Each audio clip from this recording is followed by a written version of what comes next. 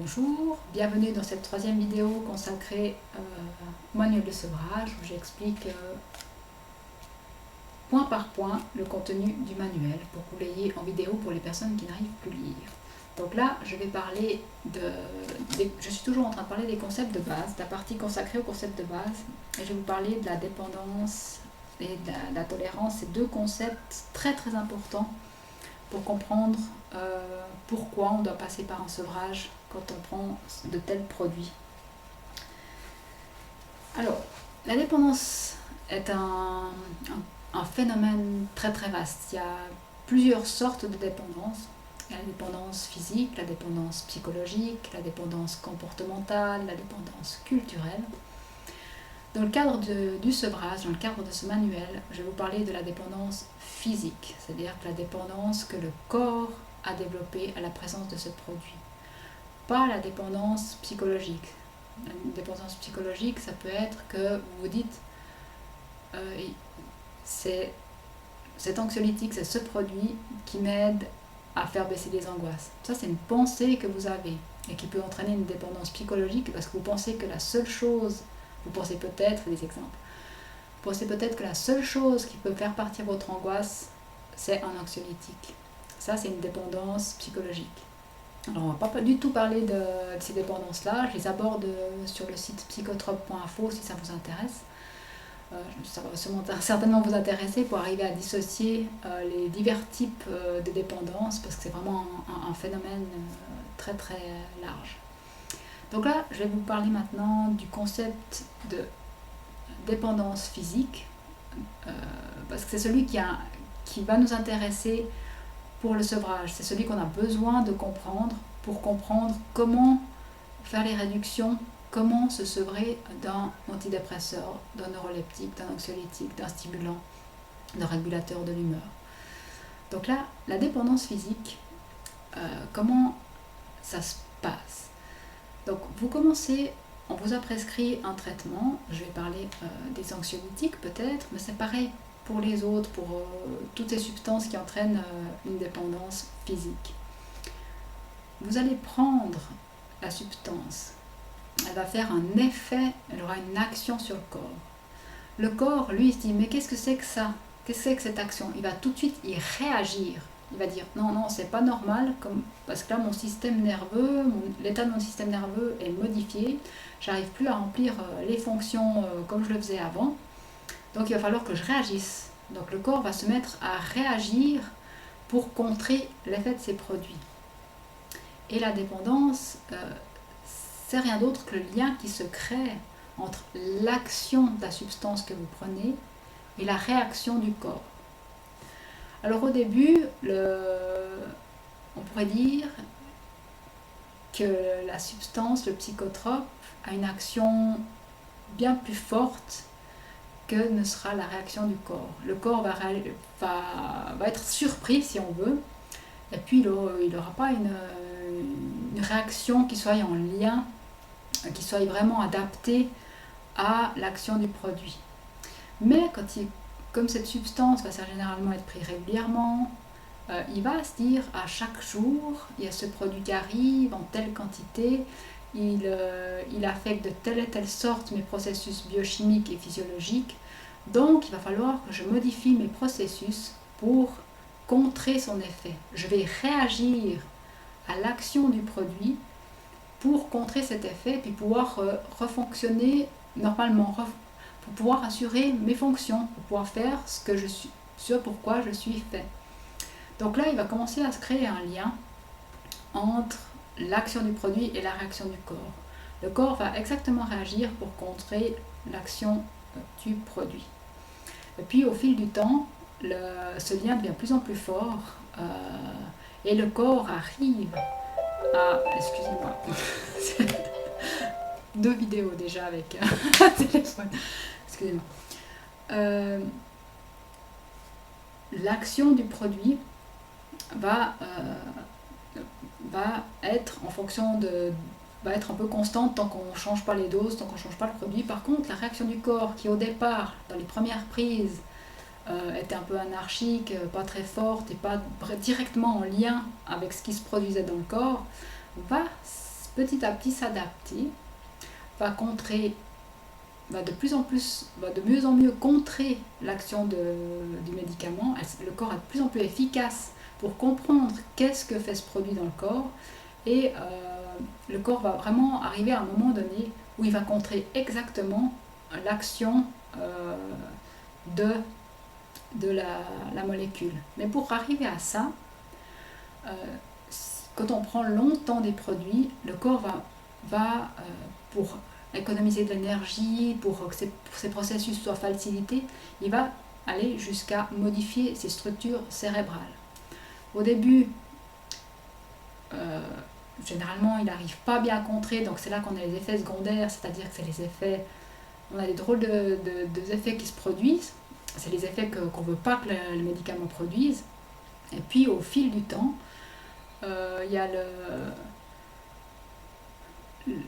le corps arrive vraiment à adapter sa physiologie. Il va d'abord modifier les processus physiologiques, la quantité il va essayer de modifier la quantité de substances chimiques qui sont là.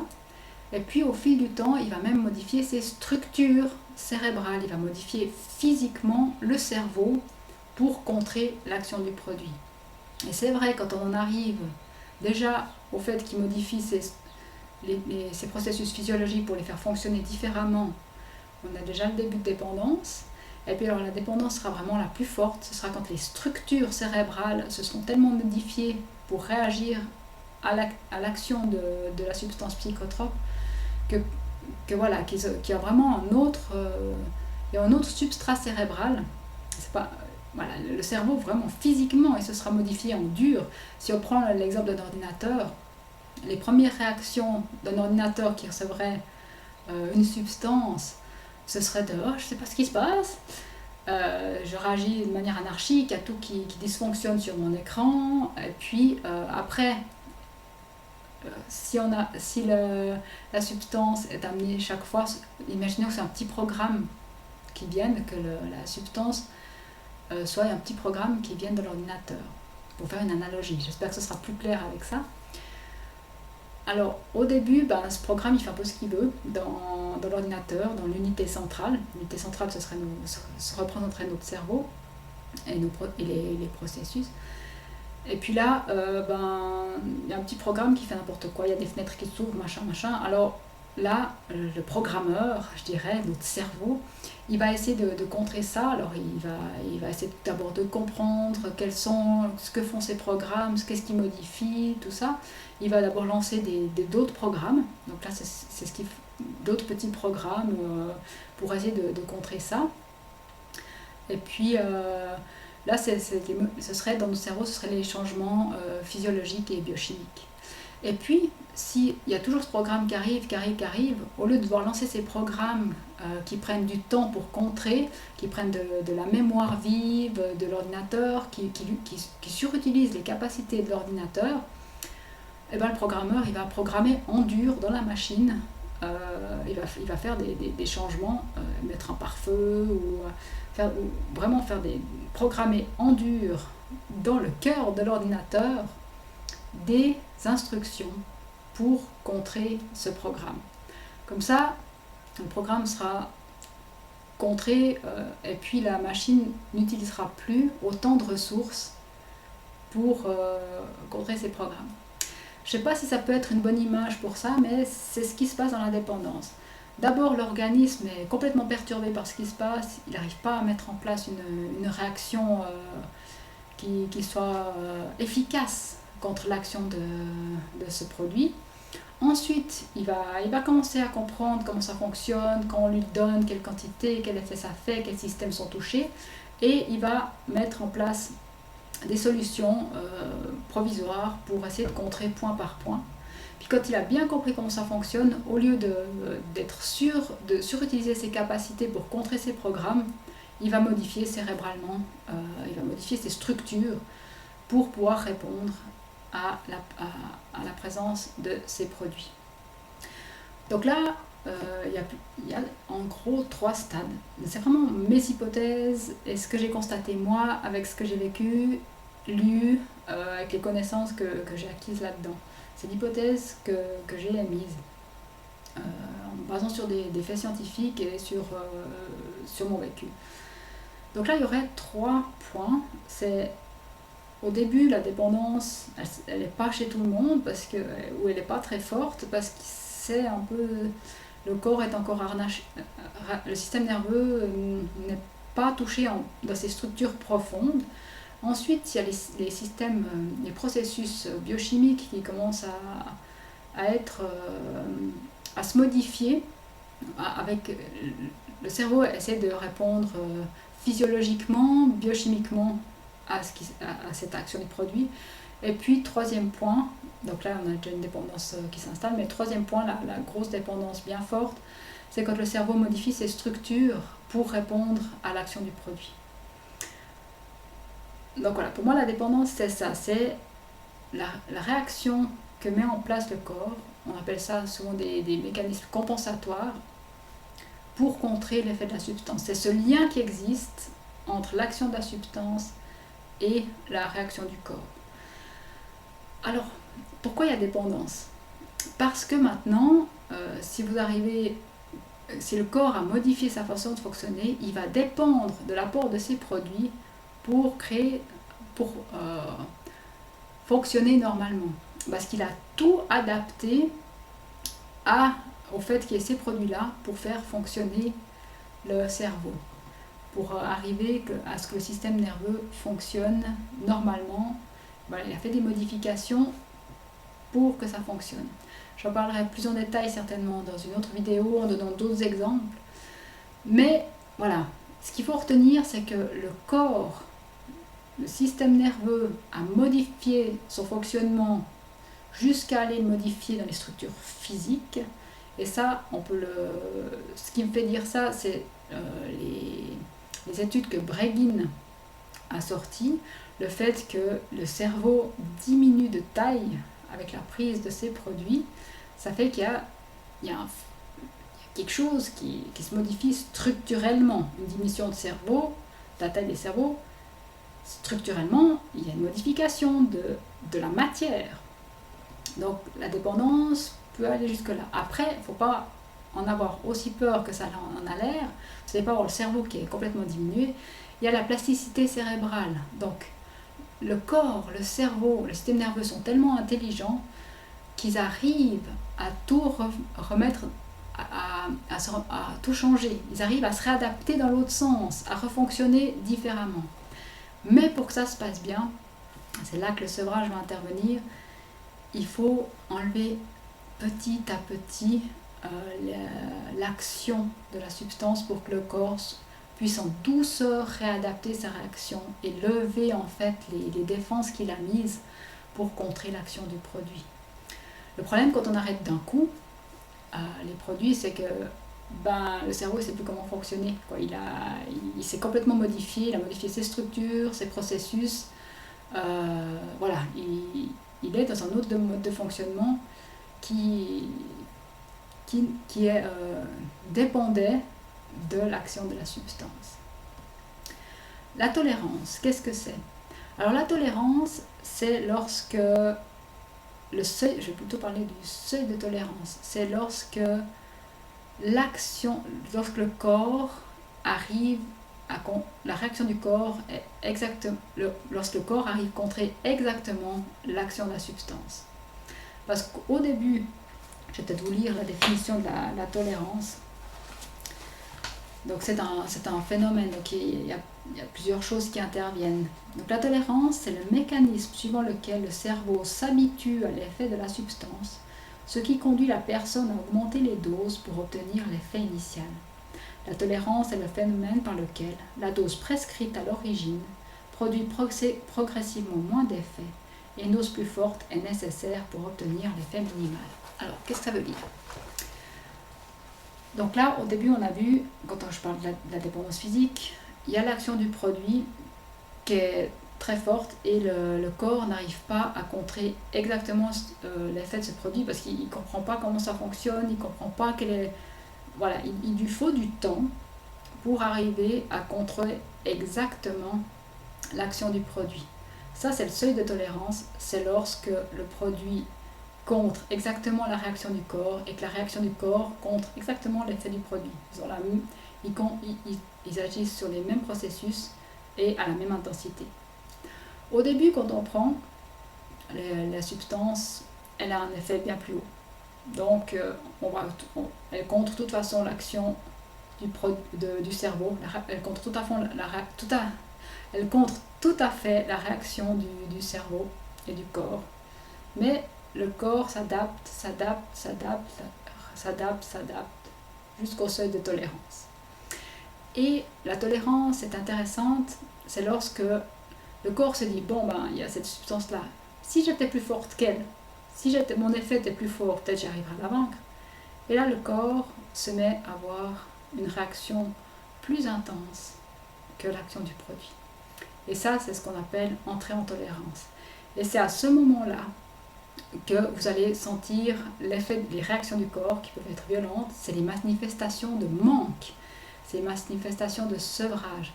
C'est à ce moment-là que vous n'avez plus l'effet du produit qui contre la réaction du corps. Pour prendre un exemple, vous prenez un anxiolytique pour arrêter vos crises d'angoisse. Alors une crise d'angoisse, c'est le corps qui va se mettre en état d'alerte. Donc il va lancer de l'adrénaline et d'autres neurotransmetteurs et hormones qui mettent en état de vigilance. Et ça déclenche des attaques de panique. Donc le corps déclenche une action. Voilà, il active divers neurotransmetteurs. Les anxiolytiques vont agir sur ce qu'on appelle normalement le GABA. Et le GABA, lui, c'est le frein du corps. Il va essayer de ralentir tout ce processus. Alors, le corps fait son attaque de panique, et puis les premières fois que vous prenez votre anxiolytique, waouh, l'effet est bien plus haut, on étouffe complètement ce qui se passe dans le corps. Mais le corps, pas bête, il commence à comprendre que l'anxiolytique agit sur son système GABA, son frein, et puis il va pousser la réaction de plus en plus fort, et puis jusqu'à atteindre le niveau de l'effet de l'anxiolytique sur le système GABA, sur le frein. Donc là, ça contrera l'effet de la substance, de l'anxiolytique sur votre système GABA, va contrer exactement la réaction de stress du corps qui se produit lors d'une attaque de panique. Mais le corps, au bout d'un temps, il va monter encore sa réaction, et puis là vous allez quand même avoir l'attaque de panique, même si vous prenez votre anxiolytique habituel. Donc c'est ça qu'on dit, vous entrez en tolérance quand vous allez devoir augmenter la dose que vous prenez de votre anxiolytique pour arriver à obtenir l'effet initial qui était de contrer cette réaction de stress du corps. J'espère que c'est assez clair. D'où ces deux phénomènes, tolérance et dépendance, sont deux vraiment phénomènes à comprendre pour savoir pourquoi on fait un sevrage.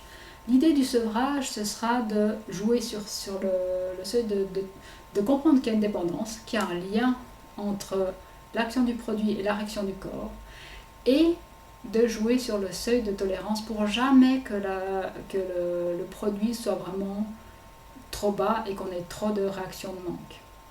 Donc il y a un lien entre l'action du produit et la réaction du corps, c'est la dépendance, ils sont liés l'un à l'autre. Et puis il y a la tolérance, c'est-à-dire ça exprime à quel point ils ont l'action du médicament et la réaction du corps sont au même niveau ou pas. Le seuil de tolérance, c'est quand l'action du produit contre exactement la réaction du corps. Quand vous êtes rentré en tolérance, c'est quand l'action du produit est inférieure à la réaction du corps. Et quand, entre guillemets, le médicament fonctionne, c'est quand le médicament arrive à étouffer la réaction du corps, c'est quand vous avez l'effet voulu. Donc l'idée, dans un sevrage, c'est de comprendre qu'il y a un lien entre les deux et de chaque fois se retrouver un tout petit peu en dessous du seuil de tolérance lorsqu'on fait une diminution pour pas avoir les grosses réactions de sevrage, les grosses réactions de manque. Quand on enlève d'un coup la molécule et puis que la réaction du corps est déjà au maximum parce qu'elle a essayé de combler 3-4 fois l'effet du produit. C'est terrible d'enlever d'un coup parce que vous vous retrouvez avec une réaction, toutes les réactions, les mécanismes compensatoires du corps qui sont hyper violents. C'est ce qu'on appelle les symptômes de sevrage, les symptômes de manque. Parce qu'il manque le pilier en face qui a produit cette escalade de réaction du corps. Donc, pour faire un petit résumé, vous commencez à prendre un médicament. Le corps, vous avez une réaction du corps qui vous déplaît, une attaque de panique par exemple. Vous commencez à prendre un médicament qui va étouffer cette réaction, et puis c'est l'effet voulu, vous êtes content.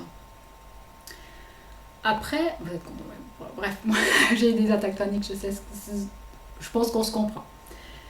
Donc voilà, vous avez une attaque de panique, le corps qui réagit à fond.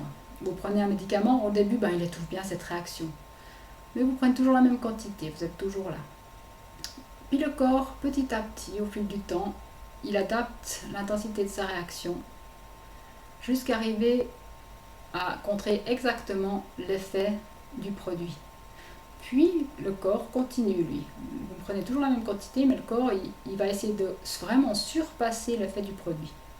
Et là, vous commencez à voir que ça ne fait plus, que votre anxiolytique ne fait plus aucune action sur votre anxiété, et puis que vous commencez à avoir de nouveau beaucoup d'anxiété. Puis le corps continue à monter. Alors là, soit vous augmentez la quantité de médicaments pris et vous contrez de nouveau, soit si vous êtes en sevrage puis que vous décidez d'arrêter à ce moment-là le médicament, puis que votre corps est monté à un niveau d'intensité de réaction énorme, si vous arrêtez d'un coup, c'est l'explosion d'angoisse, parce que le corps il est resté là. Donc il faudra d'abord arriver à rééquilibrer les deux. Généralement on parle de zone de confort, c'est quand vous allez remonter le médicament pour qu'il contre exactement la réaction du corps, et puis petit à petit diminuer la quantité prise pour laisser le temps au corps de réadapter sa réaction. Donc le sevrage c'est ça, c'est faire ces petites descentes là pour ne pas avoir des gros symptômes de manque. Et puis là, le sevrage, il faut l'adapter méthodiquement pour contrer ce lien de dépendance qui n'existera plus une fois qu'on est arrivé tout en bas. Et puis le seuil de tolérance pour toujours être très très près que l'action et la réaction du corps soient très très près, avec l'action du produit un tout petit peu en dessous, l'intensité de l'action du produit un tout petit peu en dessous dans le sevrage pour obliger le corps à redescendre. Donc voilà, c'est ça le sevrage, c'est jouer sur ce lien de dépendance entre l'action du produit et la réaction du corps, et puis les seuils de tolérance. Voilà, je vous parle dans une prochaine vidéo de la suite.